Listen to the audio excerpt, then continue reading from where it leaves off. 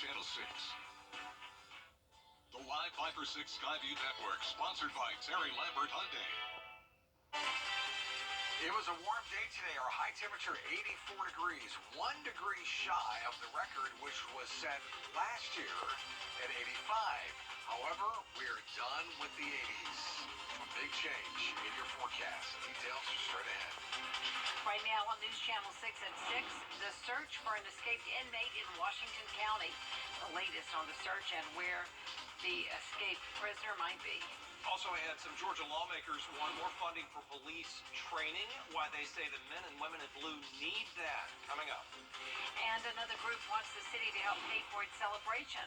What commissioners decided on that request? As your News at 6 starts now. Live from Television Park, this is Wjbf News Channel 6 at 6.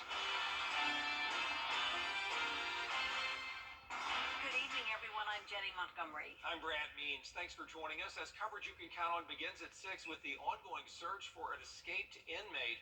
Here's what we know so far. Investigators from several agencies are searching for William Knight. He broke out of jail on Monday. The search now focusing in the area of Highway 272 and Indian Trail Road in the eastern part of Washington County, Georgia. That is where News Channel 6's Tiffany Hobbs spent her day and has the latest on the search. William Knight was on work detail in South Baldwin County when he escaped and then took off in a vehicle. We do consider him to be dangerous. We can't say that he's armed, but we can't say that he's not armed at this time. Police believe Knight crossed over into Washington County, where he abandoned a stolen car and took off on foot Monday evening. We located the vehicle off in a swamp. According to the Georgia Department of Corrections, Knight had been incarcerated on involuntary manslaughter charges after being convicted of giving a lethal dose of methamphetamines to Matthew Good, a Navy sailor, in 2015. Knight was set to be released in June 2025. He's got his family ties are here in Washington County, so we do believe that that's where he was trying to get back to his family. We've been in close contact with them since the beginning of this incident, and we feel like they are cooperating in our investigation. Knight was last known to be in a wooded area around Indian Trail Road and Highway 272 at about 10 p.m. on Monday. Washington County Sheriff's Office and other agencies continue the manhunt for Knight. Well, we're hoping that we can get some citizen tip that they see someone fitting this description of this gentleman, and as soon as we get a good lead, then we'll saturate the area with our personnel, and we'll try to hopefully be able to apprehend him short after. So basically what I'm saying is we're depending on the public's help. Based on the picture we received last night from a hunting camp, that it appears that he's got some form of camouflage on. Knight is in his late 20s, around 5'11", and weighs about 156 pounds. If you or anyone you know knows anything about his whereabouts, please call 911. In Washington County, Tiffany Hobbs, Wjbf, News Channel 6. A sad update tonight to the People from across the country are now facing terrorism charges in Atlanta. That's after a police training center there that's under construction was attacked on Sunday. All told, 23 people face charges now.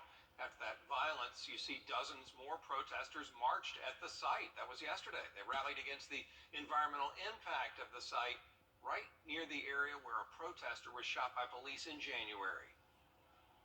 In Aiken County, SLED is investigating after a deputy reportedly fired a shot during a confrontation with a driver. Investigators say Deputy Christopher Williams pulled a driver over just after 10 o'clock this morning on Howlandville Road. That's where the shot was reportedly fired. They say the driver, identified as Brittany Norton, then drove off and was later stopped. She is charged with failure to stop for blue lights and possession of a Schedule IV substance. The deputy's on administrative leave. Our Chief Meteorologist Tim Miller is here now. Tim, another beautiful day, but there are some changes coming. There are some changes coming, but a very beautiful day for sure. Temperatures into the Commissioners today making a major money commitment to a downtown event. They agreed today to partner with Band of Brothers for the official Juneteenth celebration, and the city will take on the costs. George Escala has the story. Juneteenth and St. Patrick's Day, both looking for city money and raising concerns. We can chew bubblegum and walk at the same time.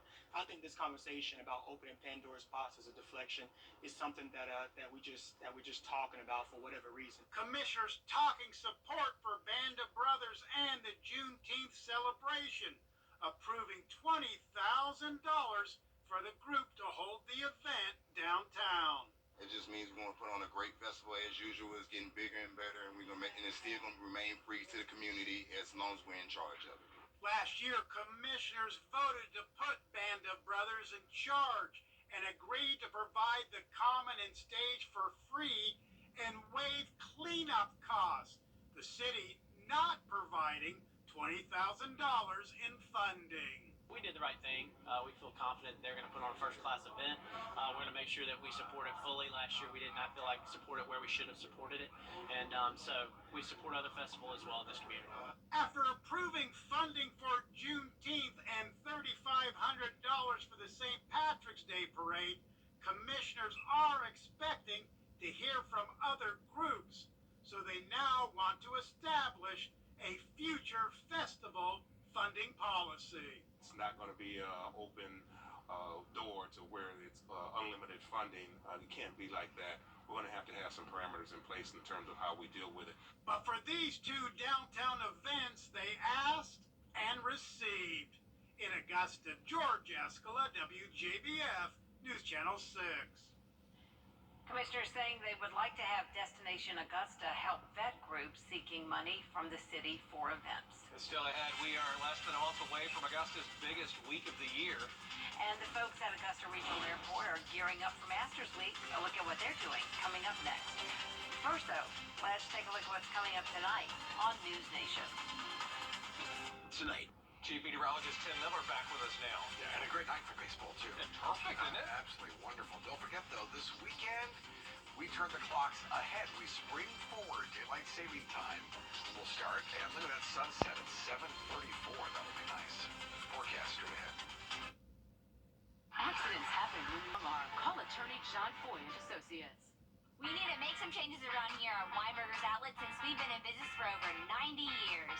So it's Extreme Home Makeover, Wjbf's edition. We want to move out the old so we can bring in the new, and the building is even getting some upgrades. All of the furniture, rugs, mattresses, and accessories must be sold at any price. Many items at half off. Exciting new products are on the way, and we need room. Don't miss the extremely low prices right now at Wjbf's Outlet. Let's let Sam. Eddie's Day, which is the following Friday. Our umbrella winner tonight, our Viper 6 umbrella winner, is Bernice Jenkins of Aiken. Congratulations to you, my dear. Register to win your free umbrella at WJBF.com. Thank you, Tim. Yes. Well, tonight is a special one for several high school seniors across the area. Yeah, the annual All CSRA Award Show airing right here on News Channel 6. Kira Goldstein, live with a preview in sports.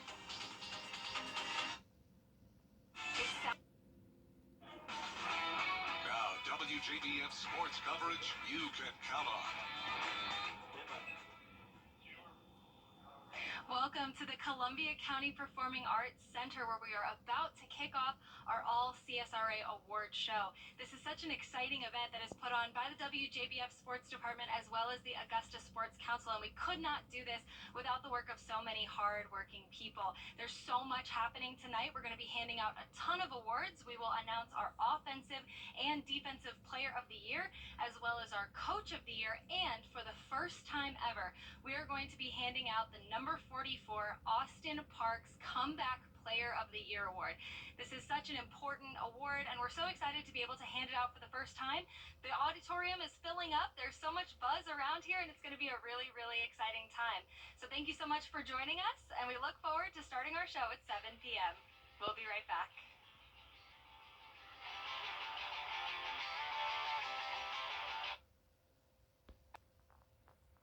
A 10-year-old Chicago boy who suffers from long-term effects from seizures when he was younger got the surprise of his life Monday. Benjamin Kruger got to go see his favorite team, the Chicago Bulls, practice last night. It was there the mascot Benny the Bull and players Javante Green and Alex Caruso surprised young Benjamin. They said he could accompany them on a road trip to Philadelphia later this month. Benjamin says it was the excitement of a lifetime. He just absolutely had quite a time. How cool is that? That is Oh, yeah. wonderful. Yes. Love it. Maybe some friends with him there. That's Yeah. great.